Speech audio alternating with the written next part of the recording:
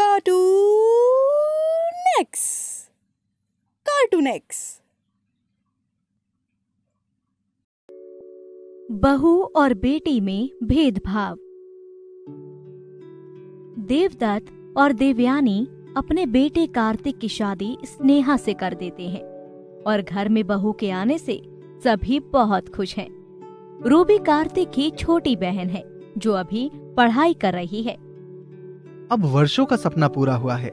अब मुझे समय पर चाय मिल जाए करेगी। हाँ जी, सही कहते हो।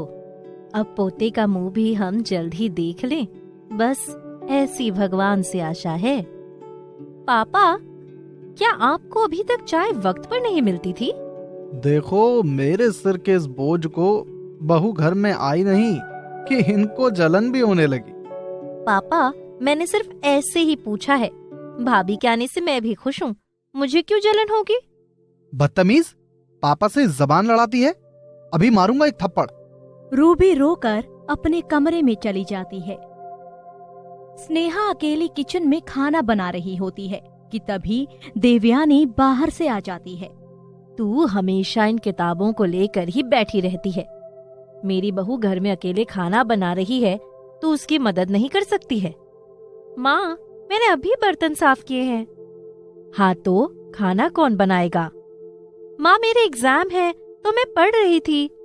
इस घर की बहू को तूने नौकर समझा है क्या, जो वो तुम्हारा खाना बनाए? तेरी ये पढ़ाई बंद करवा कर ही रहूंगी, नहीं तो चुपचाप काम कर। तो तुम इसको अब स्कूल भेजती ही क्यों हो? तुम्हारी ही जिद थी कि रूबी को स्कूल भेजना है। मैं तो इतना चाहती थी कि थोड़ा बहुत पढ़ लेगी तो शादी हो जाएगी, लेकिन ये तो किताबों से ही चिपकी रहती है। तुम सही कह रही हो देवयानी। मैं पहले इसकी शादी करूंगा, नहीं तो इस घर में बहू नहीं रह पाएगी। रूबी को अपनी गलती समझ में नहीं आती है और वो रोकर कमरे में चली जाती है। रूबी का स्कूल पूरा हो जाता है और वो कॉलेज जाने की बात सबके सामने रखती है। पापा, मैंने 12th तो पास कर ली है, अब मुझे कॉलेज जाना है। सही ख्वाब देख रही हो, लेकिन एक बात कान खोल कर सुनो कि जो पढ़ना था पढ़ लिया। अब घर पर रहो और स्नेहा के काम में मदद करो। हाँ, मैं अकेले काम करते करते थक जाती हूँ। स्नेहा की मम्मी भी बोल रही थी कि कोई नौकरानी रख लो। भैया, मैं नौकरानी हूँ क्या?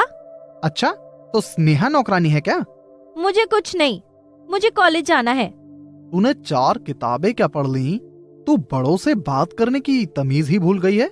मैं अपने हक की बात कर रही हूँ और बड़े ही अपना फर्ज भूल चुके हैं। तेरी इतनी हिम्मत! कार्तिक रूबी को एक थप्पड़ मार देता है। रूबी रोकर छत पर चली जाती है। क्या कार्तिक, तुमने भी उस छोटी लड़की पर हाथ उठा दिया?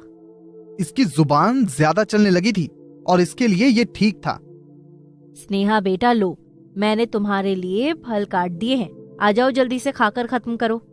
स्नेहा और बाकी सभी मिलकर मजे से फल खाते हैं। देवयानी बाजार से शॉपिंग करके आती है और कार्तिक और स्नेहा को आवाज लगाती है। रूबी भी नीचे आती है। कार्तिक बेटा, देखो ये शर्ट मैं तुम्हारे लिए लाई हूँ, अच्छी है ना? हाँ माँ, ये तो बहुत अच्छी है। और क्या है पैकेट में?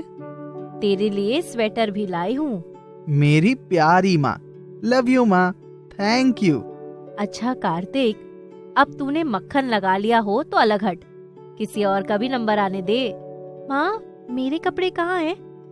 तेरे लिए सिर्फ कपड़े नहीं है, मैं कुछ और भी लाई हूँ। जल्दी से दिखाओ माँ, मुझे अब और इंतजार नहीं होता। ये देख, ये जीन्स अच्छी लग रही है ना? ये कुर्ती देख कितनी प्यारी लगेगी। और ये लेकर आई हूँ मैं, बिल्कुल नए डिजाइन का प्लाजो, अच्छा लग रहा है ना? हाँ माँ, बहुत खूबसूरत है, मेरी प्यारी माँ, लव यू माँ। हाँ माँ, भाभी के कपड़े बहुत खूबसूरत है, तुमसे पूछा किसी ने? स्नेहा, देखो बेटा, मैं ये तुम्हारे लिए ज्वेलरी लाई हूँ। ये देखो, इयररिंग्स, गले के हार, कंगन, अच्छे हैं ना? अरे वाह माँ, बहुत अच्छे हैं, आपकी पसंद भी इतनी अच्छी है, बिल्कुल मॉडर्न हो आप तो। हाँ, बिल्कुल मेरी बहू की तरह। और क्या है इस पैकेट में? इसमें अब तुम्हारे पापा के कपड़े हैं और मेरे कुछ कपड़े हैं। माँ, मेरे कपड़े कहाँ हैं? कपड़े? कैसे कपड़े?